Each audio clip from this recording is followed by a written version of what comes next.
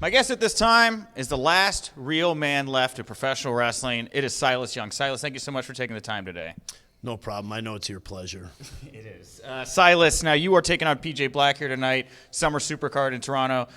This is a rematch for you. You guys have had a little bit of a feud going on as of late. How do you like working with PJ? Well, there's no doubt that PJ's, he's a good talent. He's excellent at what he does. But, I got to be quite honest with you. I don't even really know why this match needs to happen. I wrestled him once. I beat him. I don't really see the point, to be quite honest with you. So, I guess I'm looking forward to beating him again. That's as simple as that. All right. Well, it's really cool, Silas. I love your story, man. I knew you for years before you made it here to Ring of Honor. You work so hard.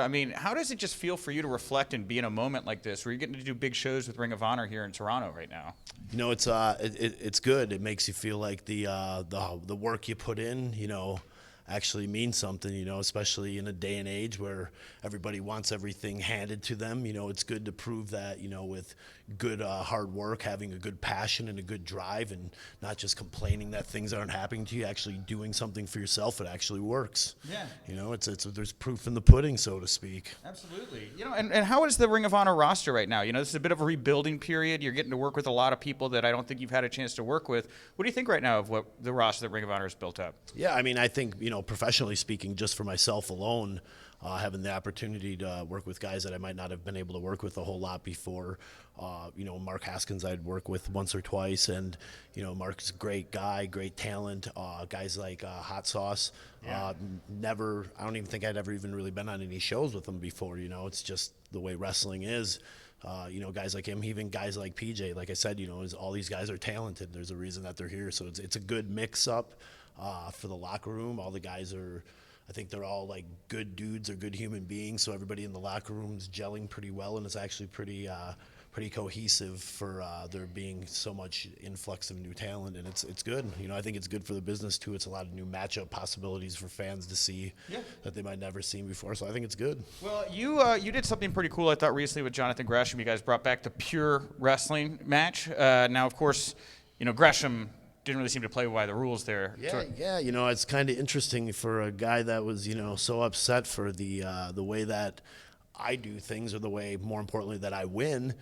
Maybe he had a problem with, but at the end, it looked like he realized he couldn't beat me, and he had to kind of, I'm not going to complain about it, but he kind of gave me a dose of my own medicine, and I'm okay with that. I'm okay that that's what he had to do to win, but he just needs to be able to admit that's what he had to do to win. Yeah, that's the thing, is you didn't have to go to those lengths. You are a pure wrestler, right? Like, that's you. You're the last real man. You can out wrestle anybody. You got a taste of it there. The pure championship was a thing in Ring of Honor for a while. Is that something you'd like to see brought back?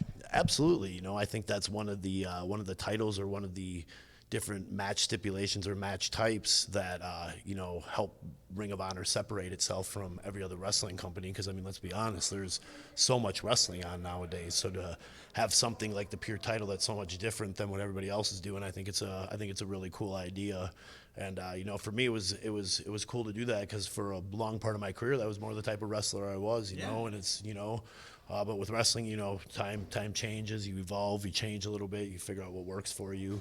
And, it's good to be able to, prove to the fans that I'm not just all talk, and I can back it up too. So. Yeah, well, I know that you are training constantly. I know that because you have a wrestling ring in your backyard now. Is that correct? I do have a wrestling ring in my backyard. I got a couple guys that are coming over a couple times a week and trying to train them and polish them up and get them better. They're all guys that are, currently wrestling, but that just, can use some help to be better. So yeah, it's cool. How was that decision to purchase and put up a ring in your backyard? How'd that fare with? I know your wife is someone of the business as well, but like, how did the neighbors take to you having a wrestling ring in your backyard? So none of the neighbors have said anything, but I've actually had a couple of them just kind of come walking over, and like just walk up into the yard and just start watching. And like a couple of the trainees, I kind of looked at it, like, oh, they're just my neighbors. If they want to watch whatever, they can watch, So yeah, no, it's cool. I've always wanted to buy a wrestling ring. I think every guy that's been wrestling for a while,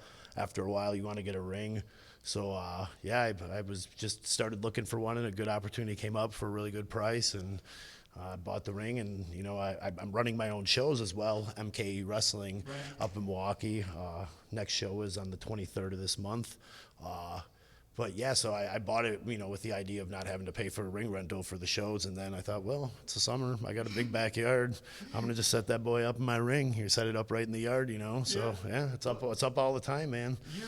You said you set this boy up in your backyard. Now I know your son, he's been in the ring, right? He's mixing it up. Like, what's it like getting to teach your son the beginnings of pro wrestling at such a young age, just in the safety of your backyard? Yeah, I know, it's kind of weird. The funny thing is, he always tells me, "Yeah, I don't want to be a wrestler when I get older, though, Dad." But that kid's out in the ring more than I am. And he at the beginning we always do like rolls and like a couple little different bumps to like get guys warmed up and stuff like that.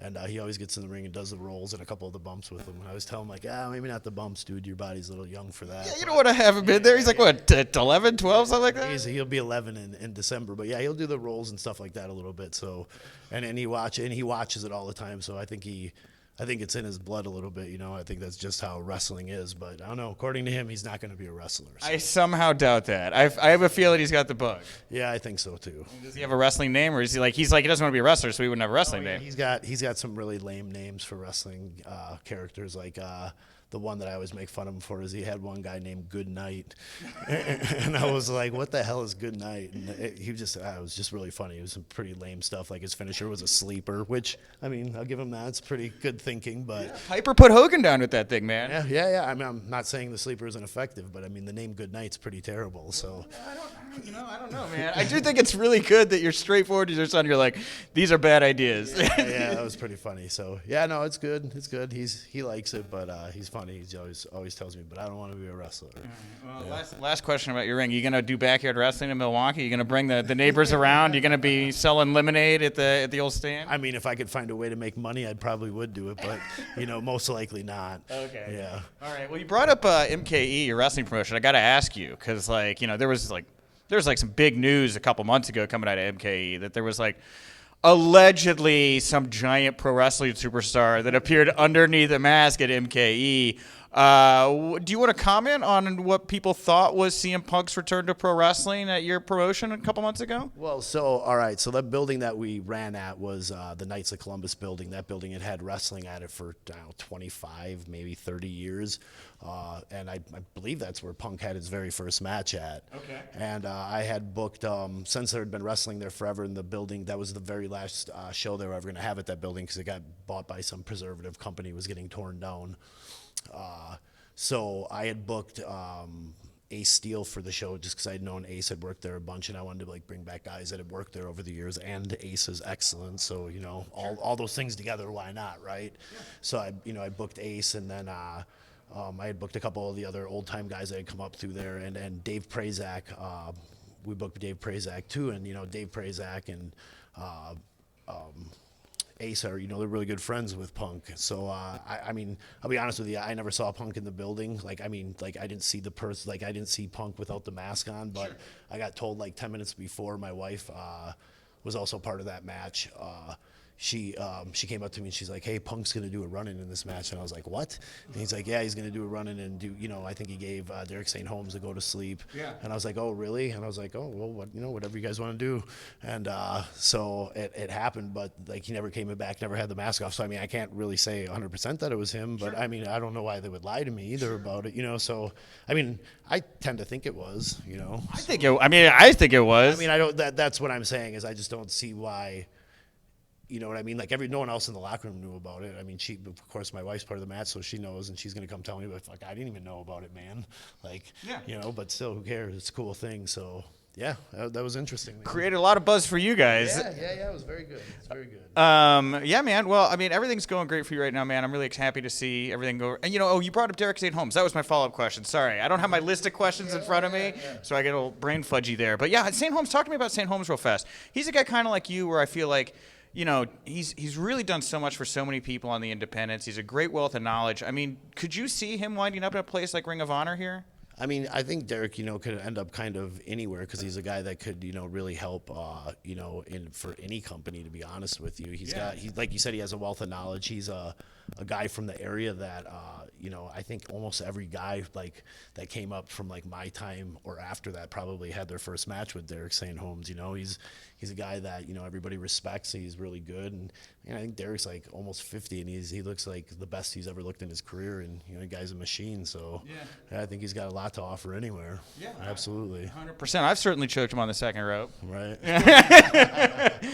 Anyway, Silas, I want to thank you so much for the time. I'm really looking forward to seeing you tonight in the ring with PJ Black. Anything else you want to plug, promote, put over here before we wrap up the interview? Yeah, absolutely. You can give me a follow on Twitter at LastRealMan ROH, or you can find some merchandise at ProWrestlingTees.com/Silas Young or ROHWrestling.com merchandise. Thank you.